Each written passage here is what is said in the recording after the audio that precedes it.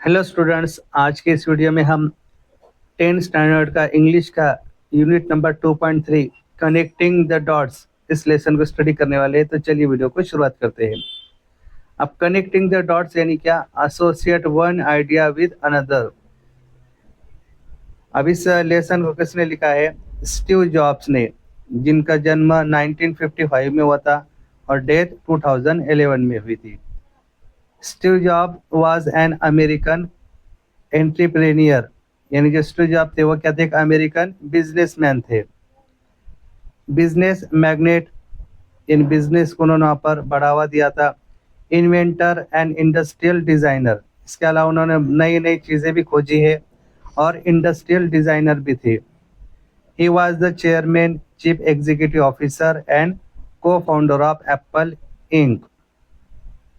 और वो एक चेयरमैन भी थे, चीफ एग्जीक्यूटिव ऑफिसर भी थे और को फाउंडर ऑफ एप्पल भी थे। He is widely recognized as one of the pioneer of the microcomputer revolution of the 1970s and 1980s. और he is widely recognized as one of the pioneer, यानी वो पूरे दुनिया में वहाँ पर रिकॉग्नाइज किए जाते हैं। काय के लिए? पाइनियर यानी फाउंडर। और काय के founder? Founder of the micro computer revolution of the 1970s and 1980s। यानी जब 1970s और 1980s का टाइम था तो उस वक्त माइक्रो कंप्यूटर में उन्होंने क्या किया था? यहाँ पर रिवोल्यूशन किया था। उसके बाद लेसन यहाँ पर स्टार्ट होता है। Today I want to tell you 3 stories from my life. तो यहाँ पर स्टीव जॉब कहते हैं कि आज मैं तुम्हें 3 स्टोरीज कहना चाहता हूँ मेरे लाइफ के बारे में। दैट्स इट्स, और सिर्फ 3 ही stories, just 3 stories. The first story is about connecting the dots. और पहली जो स्टोरी है वो काय के बारे में है? कनेक्टिंग डॉट्स के बारे में। I drop out of Reed college after the first 6 month. Drop out of यानी डिसकंटिन्यूड या फिर लेफ्ट, यानी मैंने रीड कॉलेज को क्या किया था? वहाँ पर डिसकंटिन्यूड किया था या फिर लेफ्ट किया था। आफ्टर द फर्स्ट 6 मंथ यानी 6 महीने के बाद। But then stayed around as a drop in for another 18 month before I really quit. उसके बाद आगे क्या कहते हैं कि उसके बाद मैं वहाँ पर रहा। कैसा रहा वहाँ पर? ड्रॉप इन में, ड्रॉप इन में यानी विजिटर बोलकर। और कितने मंथ के लिए रहा वहाँ पर? Another 18 month before I really quit, यानी उसके बाद में 18 महीने तक मैंने वहाँ पर विजिटर बोलकर वहाँ पर कॉलेज में आया हूँ। और आई रियली क्विट, और इसलिए मुझे क्या वहाँ पर क्विट होता है। Looking back it was one of the best decision I ever made. और जब मैं पीछे मुड़कर देखता हूँ तो मेरा ये जो डिसीजन था वो मेरा बेस्ट डिसीजन था पूरे लाइफ का, ऐसा मैं यहाँ पर समझता हूँ। I could stop taking the required classes that didn't interest me। और उस वक्त मैंने क्या किया था वहाँ पर कि जो ऐसे क्लासेस थे जिसमें मुझे इंटरेस्ट नहीं था, ऐसे क्लास को मैंने क्या किया था वहाँ पर? स्टॉप कर लिया था, यानी अटेंड किया था नहीं। And begin dropping in on the ones that looking interest. और इस तरह से मैंने वहाँ पर स्टार्ट किया था। क्या स्टार्ट किया था? ड्रॉपिंग यानी विजिटिंग करना, कि जिसमें मुझे इंटरेस्ट है, यानी जैसे चीज़ में मुझे इंटरेस्ट है तो उसको मैं अटेंड किया था। और जिस चीज़ में मुझे इंटरेस्ट नहीं है क्लासेस में, उसको मैंने वहाँ पर लेफ्ट किया था या फिर डिसकंटिन्यू किया था। आगे स्टेज आप कहते हैं कि I didn't have a dorm room. Dorm यानी क्या? डॉर्मेट्री। डॉर्मेट्री यानी हॉस्टल, यानी मेरे पास क्या है कि हॉस्टल की रूम वगैरह नहीं थी। So I slept on the floor in friends room. और इसलिए मैं क्या करता था वहाँ पर कि जो फ्रेंड्स का रूम था और वहाँ पर जो फ्लोर थी यानी जो ज़मीन वगैरह थी वहीं पर मैं क्या करता था? सोता था। I return Coke bottles for the 5 cent deposit to buy food with, and I would walk 7 miles across town every Sunday night to get one good meal a week at the Hare Krishna temple। आगे stage आप कहते हैं कि मैं क्या करता था वहाँ पर जो कोक के बॉटल थे खाली, उसको वहाँ पर रिटर्न करता था। और कितने में रिटर्न करता था? वहाँ पर 5 सेंट में। 5 सेंट में यानी क्या? कि अ coin worth 100 of the US dollar, यानी 100 सेंट का क्या होता है वहाँ पर $1 होता है। तो इस तरह से वो जो कोक के बॉटल से वो रिटर्न करते थे 5 सेंट में, और काय के लिए, टू बाय फूड, यानी खाना के लिए, खाना खरीदने के लिए। And I would walk 7 miles across town every Sunday, और हर संडे को वो क्या करते थे, 7 माइल्स 7 किलोमीटर वो क्या है पैदल चलते थे। काय के लिए, night to get 1 good meal, और शाम के वक्त वो पैदल चलते थे कि अच्छा खाना मिलने के लिए। और कहाँ पर चलते थे, और week at a Hare Krishna temple, यानी हरे कृष्णा टेम्पल में वहाँ पर अच्छा खाना मिलता था, इसलिए वह 7 किलोमीटर पैदल चलकर हर संडे के रात को वहाँ पर वह जाते थे। आई लव इट, और जब वो वहाँ पर जाते थे तो उनको ये जाना क्या है वहाँ पर बहुत पसंद था। And much of what I stumble into my following my curiosity and intuitions turn out to be priceless later on। और आगे कहते हैं कि as and much of what I stumble into by following my curiosity, और जब मैं इस तरह से वहाँ पर मेरा जो काम करता था तो उसमें बहुत सारी क्या थी, मेरी क्यूरियोसिटी थी। एंड इंट्यूशन, यानी an ability to understand, and turn out यानी be discover to be priceless later on. Here is one example.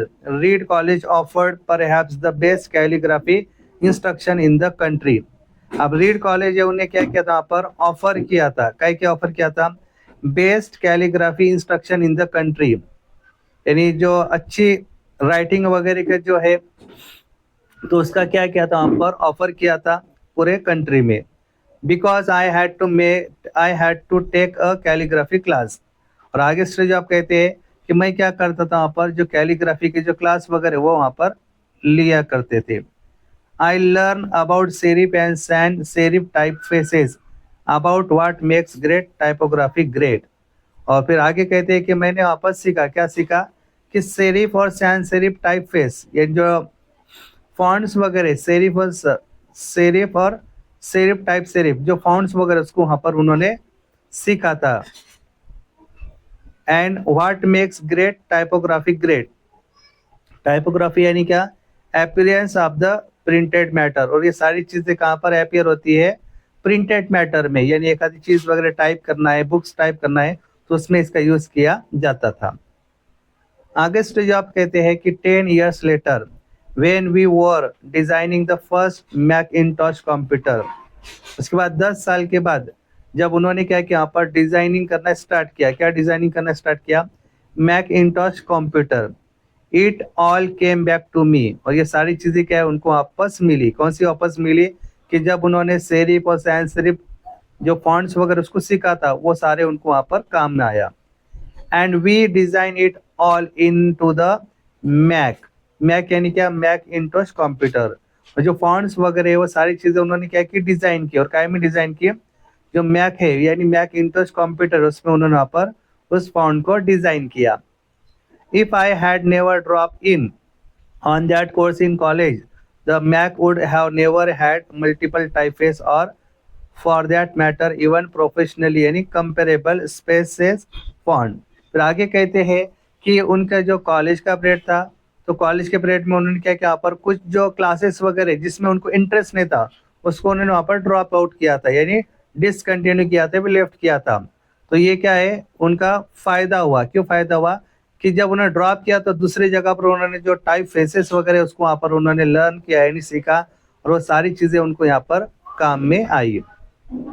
And since Windows just copied Mac, और जब से फिर क्या है कि जो विंडोज वगैरह उसने क्या किया कि जो मैक है उसको क्या किया वहाँ पर उन्होंने कॉपी किया। It's likely no personal computer would have them, और उनके पास क्या है किसी भी तरीके का जो पर्सनल कंप्यूटर है वो वहाँ पर नहीं था।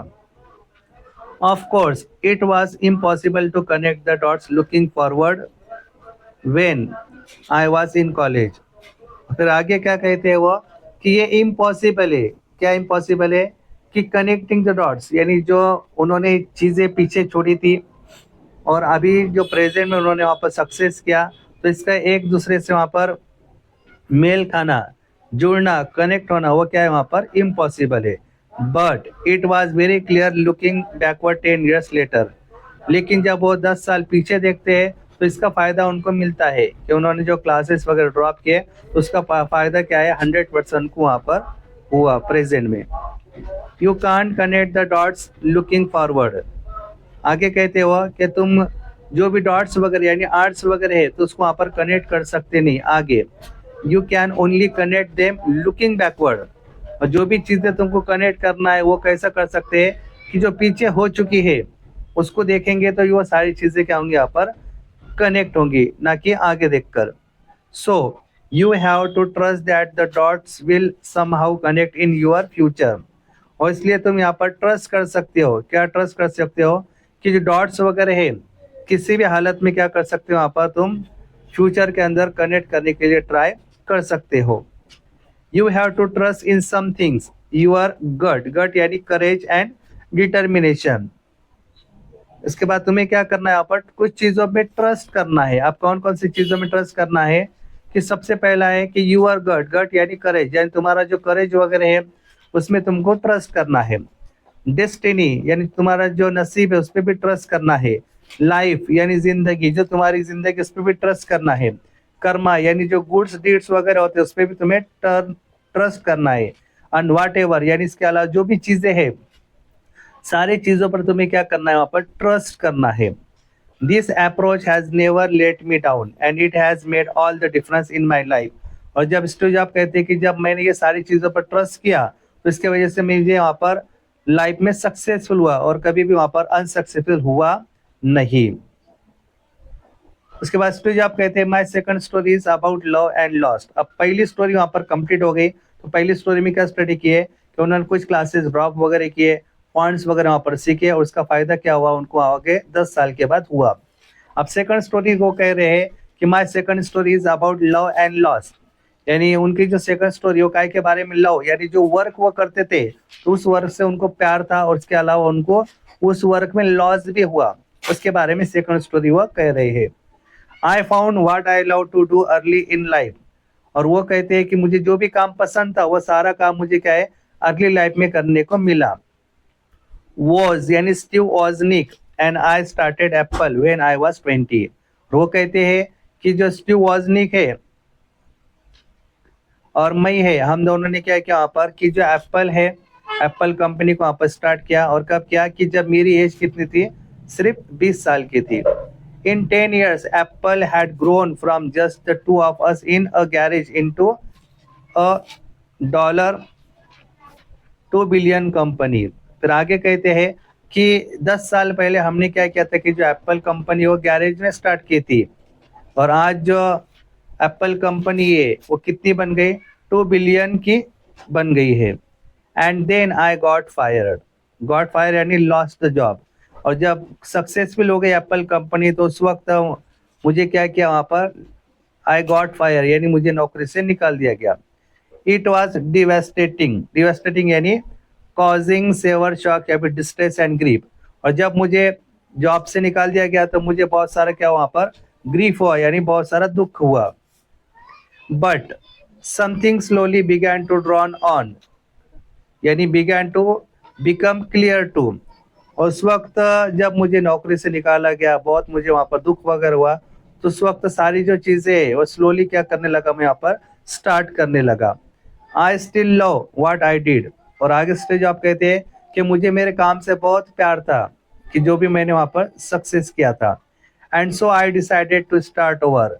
स्टेज आप कहते हैं कि इसलिए फिर से मैंने वहां पर डिसाइड किया कि उसी तरीके का जो वर्क है, मेरा जो काम है उसको मैं फिर से स्टार्ट ओवर करूंगा यानी रीस्टार्ट करूंगा। The heaviness of being successful was replaced by the lightness of being a beginning again. आगे क्या कहते हैं कि अगर कोई इंसान लाइफ में सक्सेस हो गया वो उसको हेवीनेस को क्या करना है, फिर से रिप्लेस करना है। कैसे रिप्लेस करना है कि फिर से स्टार्टिंग करके। It freed me to enter one of the most creative period of my life. और इस तरह से मुझे वहाँ पर बहुत सारा टाइम मिला। काय के लिए टाइम मिला कि फिर से मुझे मेरे लाइफ में क्या करना है कि नई चीज को क्रिएटिव करना है, तो इसलिए मुझे बहुत सारा वहाँ पर टाइम मिला। During the next 5 years I started a company next. और आगे स्टेज आप कहते हैं कि अगले 5 सालों में मैंने क्या किया कि एक कंपनी स्टार्ट की, उसका नाम है next. Another company name Pixar, उसके बाद दूसरी और एक कंपनी स्टार्ट की, उसका नाम है Pixar. And fail in love with an amazing women who would became my wife. और उसके बाद क्या है कि मैं एक अमेजिंग वुमेन के प्यार में वहां पर गिर गया, और फाइनली क्या है कि वो मेरी वाइफ बन गई। Pixar is now the world's most successful animation studio. अब पिक्सर क्या है कि दुनिया का सबसे सक्सेसफुल क्या है, एक एनिमेशन स्टूडियो है। एप्पल बॉट नेक्स्ट, और बाद में एप्पल ने क्या किया कि जो मेरी नेक्स्ट कंपनी है उसको वहां पर उसने खरीदा। I return to Apple and the technology we develop at NeXT is at the heart of Apple's current renaissance. और फाइनली क्या हुआ कि जब एप्पल ने नेक्स्ट यानी मेरी कंपनी खरीदा, तो फिर से मैं एप्पल में रिटर्न चले गया, और हमने फिर एक बार क्या किया कि जो नेक्स्ट है तो उसको क्या किया वहाँ पर डेवलपमेंट किया, और इस कहाँ पर किया कि जो एप्पल है तो एप्पल में वहाँ पर डेवलपमेंट किया, और इस तरह से एप्पल में क्या स्टार्ट हो गया, यहाँ पर रेनाइसेंस स्टार्ट हो गया, यानी रीबर्थ स्टार्ट हो गया या फिर रिवाइवल स्टार्ट हो गया।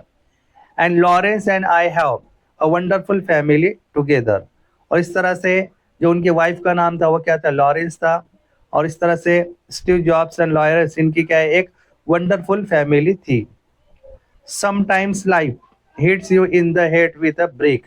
Hit you in the head with a brick यानी क्या, give a great shock suddenly, यानी कभी कभी क्या होता है कि लाइफ में सडनली क्या है, शॉक्स वहां पर फील होते हैं। डोंट लूज फेथ, और उस वक्त तुम्हें क्या है कि जो तुम्हारा फेथ है, तुम्हारा जो विश्वास है, भरोसा है, उसको वहां पर खोने का नहीं। The only way to do great work is to love what you do.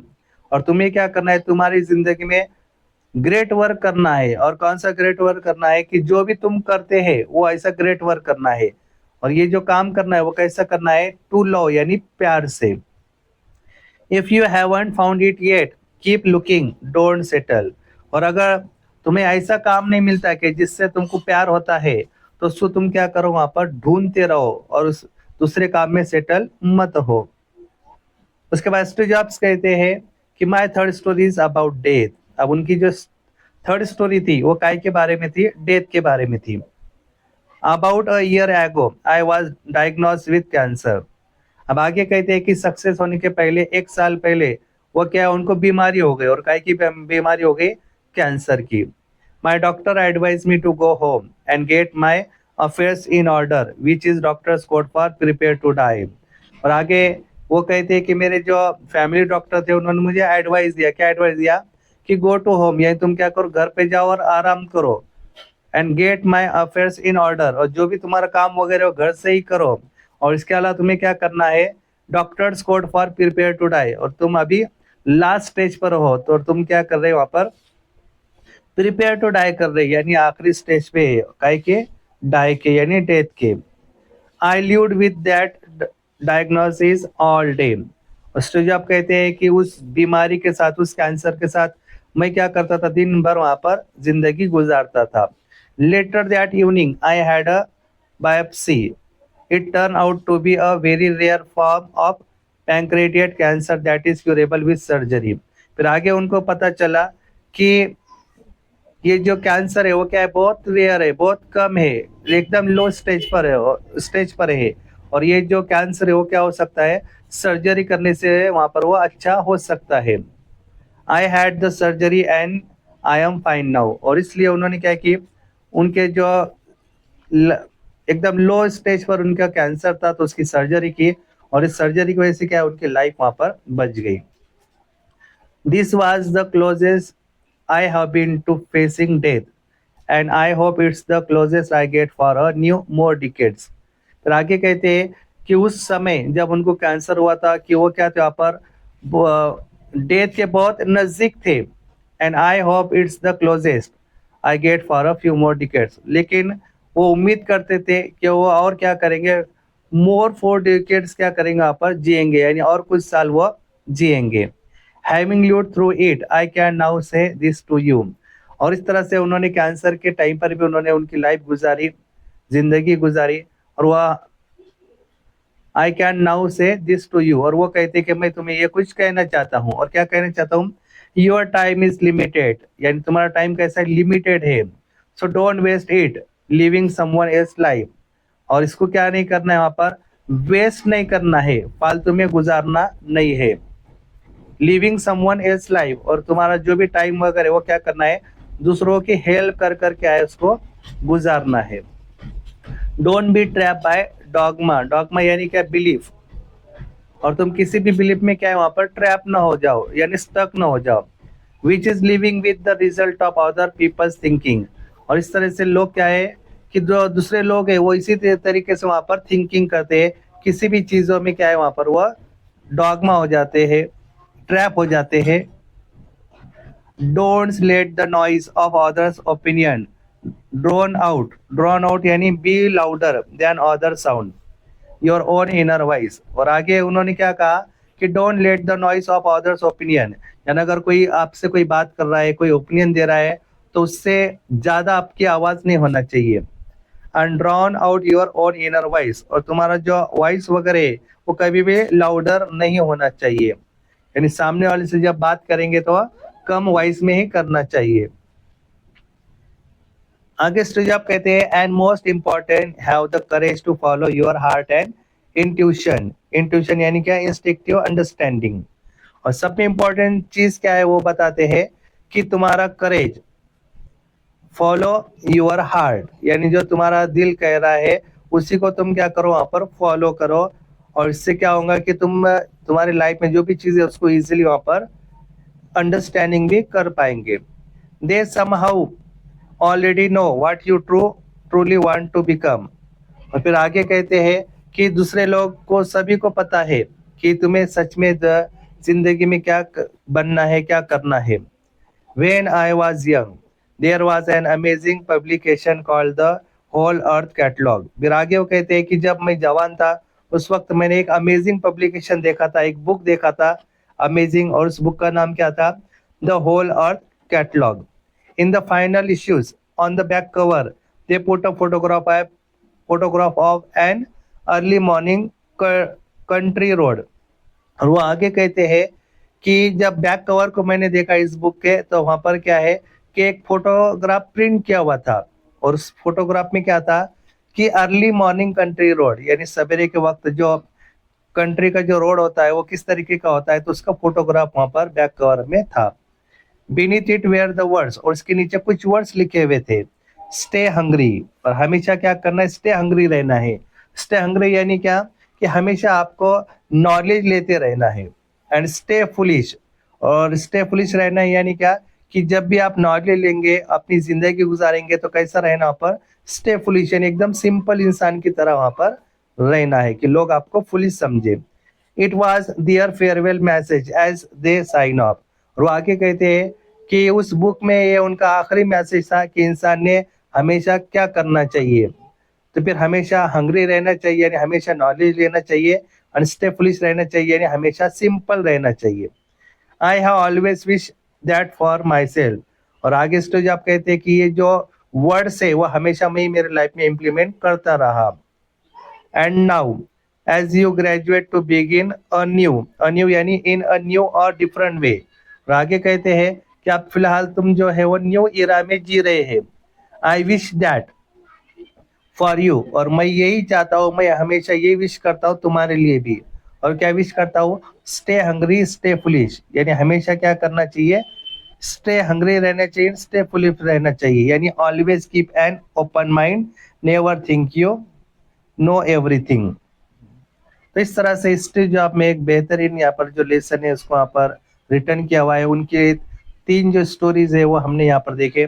अगर वीडियो पसंद आए तो वीडियो को लाइक कीजिए, शेयर कीजिए, और इसी तरह के वीडियो देखने के लिए हमारे चैनल को सब्सक्राइब कीजिए। Thanks for watching video.